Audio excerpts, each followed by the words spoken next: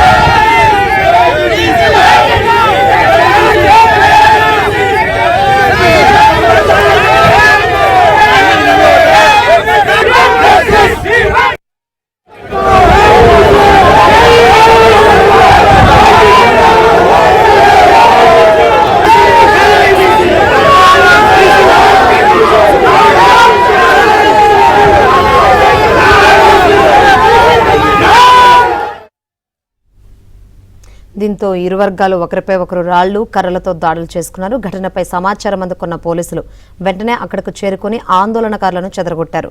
ప్రస్తుతం ఎల్బీ నగర్ ప్రాంతంలో పరిస్థితిని పోలీసులు పర్యవేక్షిస్తున్నారు. ఘర్షణకు గల పూర్తి కారణాలు, ఘటనకు సంబంధించి వివరాలను పోలీసులు సేకరిస్తున్నారు.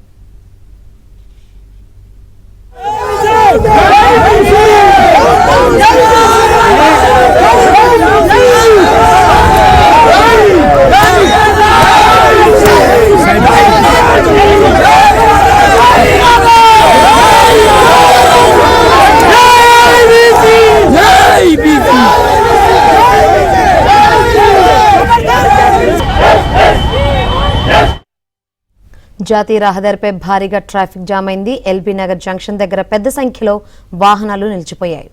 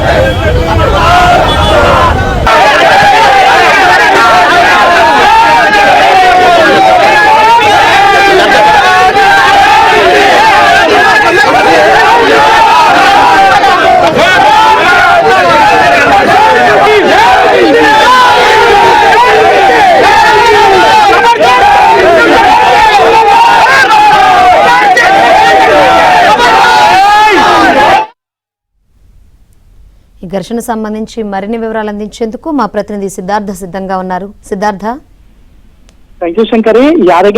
యాదగిరిగుట్ట బోర్డును ఇటీవల ప్రభుత్వం ఏర్పాటు చేసింది. బోర్డులో మెంబర్ గా ఈశ్వరమ్మ యాదవ్ ని ప్రభుత్వం ప్రకటించింది. అయితే తనకు శుభాకాంక్షలు చెప్తూ కొంతమంది నేతలు ఫ్లెక్సీలను ఏర్పాటు చేశారు. ఆ ఫ్లెక్సీలో ప్రస్తుతం యూత్ కాంగ్రెస్ ప్రెసిడెంట్ గా ఉన్నటువంటి జక్కిడి శివచరణ్ వాళ్ళ నాన్న ఫోటోను వేయలేదని ఆగ్రహం వ్యక్తం చేశారు.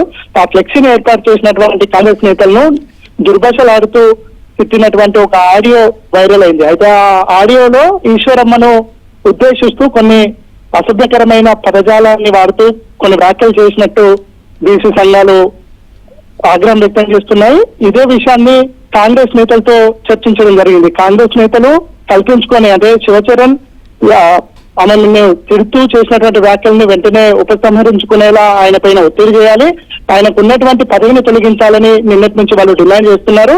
ఇదే డిమాండ్ తో ఈ రోజు గాంధీ భవన్ ముట్టడికి కూడా కొన్ని బీసీ సంఘాలు పిలుపునిచ్చాయి. కానీ గాంధీ భవన్ లో ఉదయం నుంచి పోలీసులు మోహరించడం, పోలీసులు ఎవరిని అక్కడ అనుమానాస్పదంగా కనిపించినా వారిని అదుపులోకి తీసుకోవడం, అనుమతి ఉంటుంది అంటే కాంగ్రెస్ పార్టీకి సంబంధించినటువంటి నేతలను అదేవిధంగా మీడియా వాళ్ళని కాకుండా వేరే వాళ్ళని అందరినీ గాంధీ భవన్ లోకి అలో చేయకపోవడంతో వాళ్ళందరూ ఎల్బీ నగర్ లో ఈ రోజు పెద్ద ఎత్తున ప్రొటెస్ట్ చేశారు. శివచరణ్ ఇంటికి వెళ్లి తాను చేసినటువంటి వ్యాఖ్యలపై క్షమాపణ అడగాలని కొన్ని బీసీ సంఘాలు ఆయన ఇంటి దగ్గరకు వెళ్ళాయి.